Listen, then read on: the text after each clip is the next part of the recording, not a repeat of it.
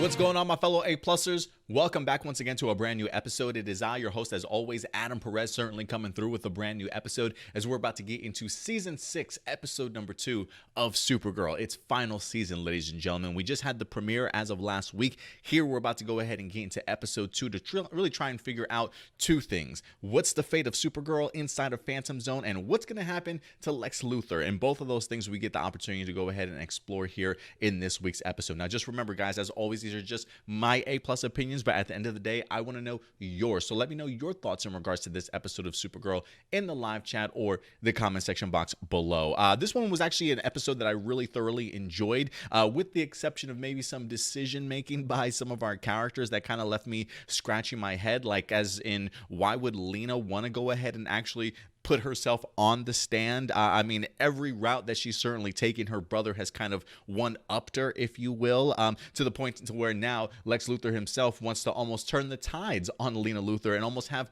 her be the one that kind of stands trial for everything that certainly happened. So, you know, immediately when Lena talks about the idea of wanting to speak and go to the court and testify against Lex Luthor, I'm just sitting here thinking to myself, why?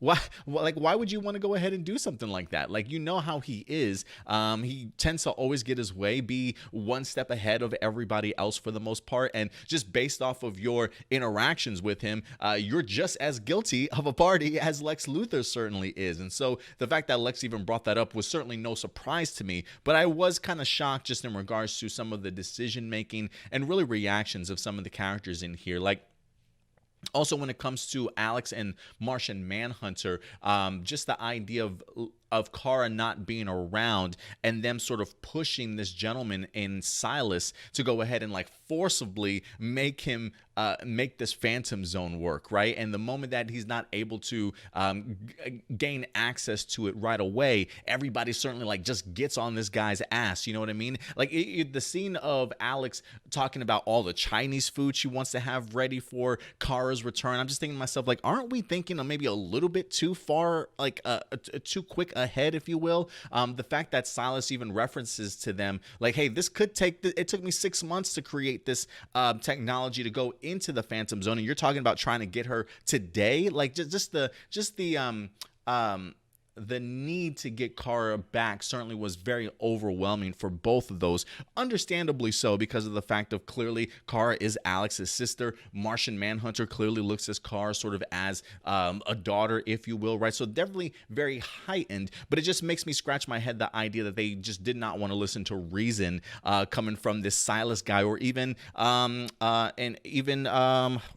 McGon trying to talk to John Jones this week. So a little bit of that kind of had me scratching my head overall. But outside of that, I thought it was a really stellar episode. I really had a fantastic time certainly watching it. As we really start off this episode with the idea of our super friends trying to get Supergirl back. They wind up actually infiltrating a blood bank, which is trying to be broken into by Silas, who is in fact, I don't want to say he's a vampire, but he is in fact an alien that comes from the planet Transylvania, I believe is what they refer to it as. Like, Dreamer's like, the fact that there's even a planet out there named after that is pretty interesting. But clearly that's where they get the inspiration from vampires here in our world. So clearly this Silas guy was trying to go ahead and feed his need, if you will. But based off of Silas's history that the Super Friends looked up, he's been one of the only successful people to actually open up a portal to the Phantom Zone, as Silas was actually trying to save his husband from the Phantom Zone, if I'm not mistaken. I think he was sentenced to like 6 months into the Phantom Zone and was trying to attempt to wind up getting him out. So if there was anybody that knows how to get into the Phantom Zone, it's definitely him. So that's one of the reasons as to why they certainly recruit him. But we clearly get the opportunity to see that it's not as easy as we certainly thought. And I did think it was great that we had ramifications of Crisis on Infinite Earths still having its effects felt into this season of Supergirl. The notion that the Phantom Zone isn't just the normal Phantom Zone anymore. Because of the crisis, it's now become sort of like a multiverse of phantom zones, I believe is how they kind of refer to it as. The idea that there's a ton of different like vibrations from each different Earth or universe or whatever the case may be. Now the phantom zone is fluctuating through like thousands of different variations of the phantom zone. So it's not as simple as just going into one, right? Like you could literally be jumping to and from various phantom zones just trying to find one person, and that could certainly take years. So I love the fact that the crisis kind of makes the situation a little bit more difficult for our super friends here, because one of the biggest issues that I had going into this episode was I just kept thinking to myself, please don't resolve this phantom zone thing in just one episode, right? Like we all know just the how bleak it tends to be when anybody mentions the phantom zone or being stuck in there, right? It's never an easy picnic for anybody to have to go through that. So I am glad that there are already tribulations that are stopping our super friends from being able to get Kara very easily in here. So it definitely seems as though it's very much like a back to the drawing board for a lot of our heroes here. Now that they see the complications of the phantom zone, they clearly just can't go in there. But I thought it was pretty interesting just to see the lengths that the super friends would certainly go in order to try and get Supergirl back, even to the point to where the phantoms actually came out of the phantom zone and started attacking our super friends in here. And it seems as though they might have infiltrated Silas also, because at the end we see him throw up a phantom who is now running amok here on Earth. So that definitely is going to be interesting to see how the super friends handle that rogue phantom, and if he winds up multiplying and winds up creating maybe a phantom zone on our Earth, who certainly knows. But I do find that storyline rather interesting, and kind of connecting with that storyline for the phantom zone, the idea of Brainiac and Dreamer. I love to see these two together again. We talked a little bit about their making up in the previous issue or the previous episode, so to kind of see that continuing here, I thought was great. Not only so much them continuing to grow that bond back and that trust within another, but the fact that Brainiac is really pushing Dreamer to sort of be to sort of that next level. You know what I mean? The idea of getting more control over her powers, training her specifically in regards to the Phantom Zone, continuing to kind of give her that encouragement, if you will, that she's more than capable of being a superhero, right? Like there is definitely some self-doubt that winds up creeping in for Nia here. You know, the idea of trying to live up to Kara's superheroism, if you will. And I love the fact that it's Brainiac that kind of reminds her, like, that's what the Legion of Superheroes was based off of, right? We used Kara sort of as our own model so that, you know, when we became heroes, that's what we also were trying to fight and strive for. And with Brainiac being from the future, he clearly knows Dreamer's future, right? What she goes on to become, maybe her grandchildren or whatever the case may be, wind up, you know, great grandchildren wind up becoming members of the Legionnaires and things like that. So I love the fact that he kind of gives her that pep talk to get her back on her feet and continue her training and really focus on her becoming her own superhero here this time around. And so for me, I've really enjoyed the growth that they've given Dreamer over the past couple of seasons, and just even in here seeing just her power set that she's able to create, it looks great on screen. So I'm definitely eating up the Brainiac and Dreamer sequences that we wind up having. But honestly, when it comes to the Phantom Zone stuff, for me, the moneymaker this week was definitely Kara.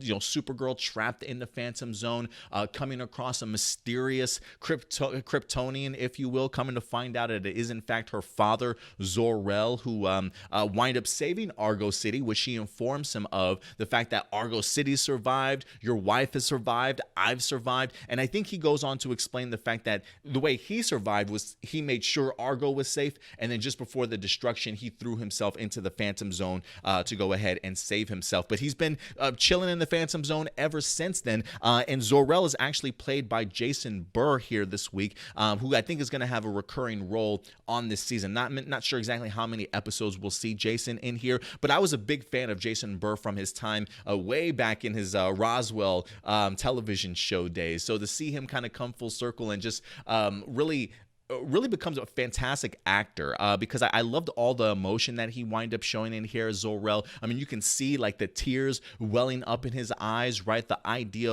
of not only the fact that his family has been safe this whole entire time when, I'm sure he probably got sucked into the Phantom Zone and had no idea the outcome as to what his actions wind up causing or who he managed to wind up saving in here. And so the fact that he realizes that his family is still alive and he's been trapped this whole entire time, and really just wanting the best for his daughter, considering the fact that he spent all this time inside of the Phantom Zone, right? Like he's seen the peaks and the lows that come with the Phantoms just really messing up your mind, if you will. And so for somebody who was such an esteemed scientist on Krypton, to see just how much the Phantoms have battered his brain and his mindset and his own sort of self-confidence to just kind of make him okay with the idea of staying where he's at and not trying anymore was really startling. And I think maybe startling to himself, especially when he sees that Kara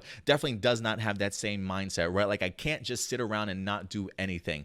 She is a hero through and through, and it definitely winds up inspiring Zor-El in here to go ahead and help his daughter try and make an escape here. So they definitely are at least planning something, regardless of how reluctant Zor-El certainly was. But I loved all the emotion. I thought Melissa Benoist and Jason Behr really brought it here as Kara and Zor-El also, because I really want to see where that adventure in the Phantom Zone takes them. And I also loved the reference that Supergirl winds up making in here. When Zor-El asks, oh, the Phantoms must have got to you also, and she recalls a memory, or I think Zor-El looks at it as a dream, right? The Phantoms clearly bring your memories to the forefront and make you relive them all over again, and maybe often enough to where you start thinking it is in fact your reality. If I'm not mistaken, I feel like the memory that she's referring to might have actually have been Rain, if I'm not mistaken, because she talks about the idea of being in one of her villains' lairs, like a cavern. I do recall her and her super friends trying to battle Rain and things like that. So I feel very much like that's what she was referring to. But if you guys think that she was referring to any other particular villain, please go ahead and let me know your thoughts in the live chat or the comment section box below. But yeah, the Kara and Zor-El stuff really won me over here this week with just all the emotion that we wind up getting. And also, guys, we have to talk a little bit about the trial of Lex Luthor. I will say this. I am bummed in the sense that this took place in one episode, right? Like, I'm literally, like, I love court dramas. I love, getting the opportunity to watch, old school court TV, sitting down, coming back day after day as this trial kind of progresses. You know what I mean? I really would have liked to have seen a really well-focused trial on Lex Luthor to try and go ahead and bring him down, if you will. You know what I mean? But they really just kind of ran through this trial and really put two people on the witness seat that I think were just absolutely terrible. Like, whoever the defense attorney certainly was in here, like the fact that you want to bring Lena up and Miss Tessmacher, who had, if not as much to do with the end result for Lex Luthor as Lex Luthor's actions certainly had, just not smart. No credibility whatsoever when you've got somebody that is his sister and somebody that's clearly in love with him. You know what I mean? So just really terrible defense attorney. I hope she winds up losing her job for this, because I feel like this should have been a open and shut case, if you will, like to the point to where even Lex Luthor was surprised that he wind up actually getting acquitted. I mean, it shouldn't surprise anybody, right? Lex Luthor's white and he's powerful, so that's almost like an automatic acquittal, if you will. So I just find it interesting that they really just kind of went through this court case for Lex Luthor like it was nothing. But I will say this: the upside to this, for me at least, is that it at least keeps my theory open, or at least keeps my fingers crossed that maybe we will lead to Lex Luthor in the White House. Like, this guy seemingly cannot do any wrong, if that makes any sense. Like, so while I thought he was going to be spending 25 years to life in prison for his crimes, he's now the poster boy once again, and people on his side, and the good of the Luthor name is certainly coming back now that he's been acquitted and things like that. So still continuing to be powerful and still continuing to have leverage over people. And so maybe that allows him to eventually make a run at the presidency. We'll see. This is the final season, and that is one aspect of the comic books I've always wanted to see adapted into the television show, is that of Lex Luthor actually getting the White House. But unfortunately, I just don't think we're certainly going to get there.